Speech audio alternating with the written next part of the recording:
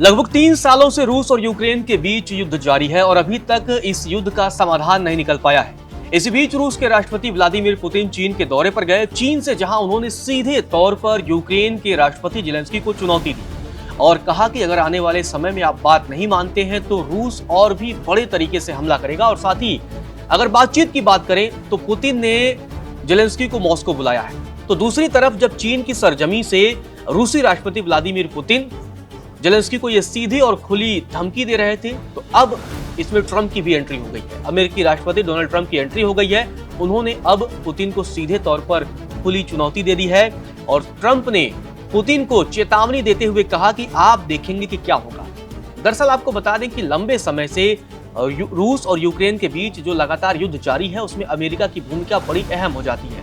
America ही Ukraine को लगातार हथियार सप्लाई करता रहता है और लगातार ट्रंप अब ये दबाव बनाने की कोशिश कर रहे हैं कि वो रूस और यूक्रेन युद्ध को खत्म करवा दें, सीज फायर करवा दें, लेकिन अभी तक ट्रंप को उसमें सफलता मिलती नहीं दिख रही है। जबकि पुतिन दूसरी तरफ ये कह रहे हैं कि अगर यूक्रेन युद्ध जल्दी समाप्त नहीं करता है तो हम और भी बड़ी ताकत से करारा जवाब देंगे। साथ ही पुतिन ने जेलेंस्की पर भी हमला बोला और कहा कि जेलेंस्की का राष्ट्रपति पद पर बने रहना वो अवैध है, कानूनी नहीं है, संविधान के खिलाफ है। आपको बता दें कि जब चीन से सीधे तौर पर यह चेतावनी जेलेंस्की के लिए थी, ट्रंप ने कहा कि उन्हें जल्द ही पता चल जाएगा कि पुतिन और जेलेंस्की के बीच बातचीत होगी या नहीं। इसके अलावा सीधे तौर पर ट्रंप ने यह भी कहा कि मैं बहुत जल्द ही उनसे बातचीत करने वाला हूं। हालांकि उन्होंने नाम नहीं लिया, लेकिन यह माना जा रहा है कि उन्होंने जेलेंस्की के बारे में बात की और कहा भी मुझे काफी हद तक पता चल जाएगा कि हम क्या करने वाला है। साथ ही उन्होंने यानी ट्रंप ने सीधे तौर पर पुतिन को चेतावनी दी, कहा कि आप देखेंगे कि क्या होगा अगर यूक्रेन के मुद्दे का समाधान नहीं किया जाएगा तो रूस को भयानक परिणाम भुगतने होंगे। तो ट्रंप की तरफ से ये सीधी चेतावनी अब पुतिन के लिए आई है। अब पुतिन की तरफ से इस पर क्या प्रतिक्रिया आएगी ये देखना भी दिलचस्प होगा, लेकिन पुतिन ने सीधे तौर पर चीन से ही जेलेंस्की को सीधा मैसेज दे दिया है कि आप अगर युद्ध के समाधान पर नहीं पहुंचते हैं जल्दी से जल्दी तो हम और भी बड़े तरीके से हमले करेंगे।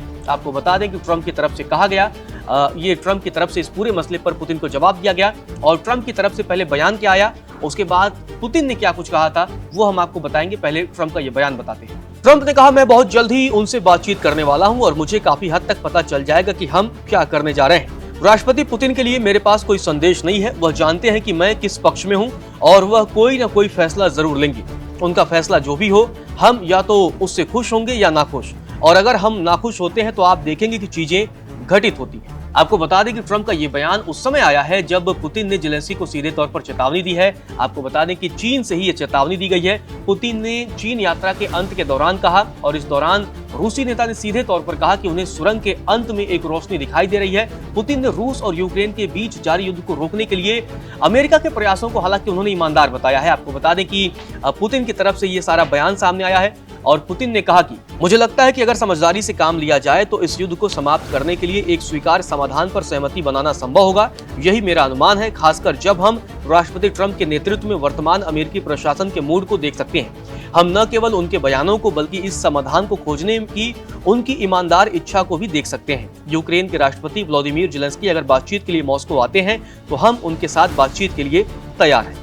तो पुतिन ने रूस और यूक्रेन युद्ध में अमेरिका के प्रयासों को उन्होंने ईमानदार बताया, लेकिन दूसरी तरफ उन्होंने कोई भी नरमी के संकेत नहीं दिए। आपको बता दें कि लंबे समय से चली आ रही युद्ध शुरू होने की प्रमुख वजह रही। आपको बता दें कि पुतिन यही कहते रहे और अपनी इस मांग में वो नरमी का संकेत नहीं दे रहे हैं कि यूक्रेन को नाटो में शामिल होने का विचार छोड़ना होगा। सीधे तौर पर कह रहे हैं कि यूक्रेन को नाटो में शामिल होने का विचार छोड़ना होगा।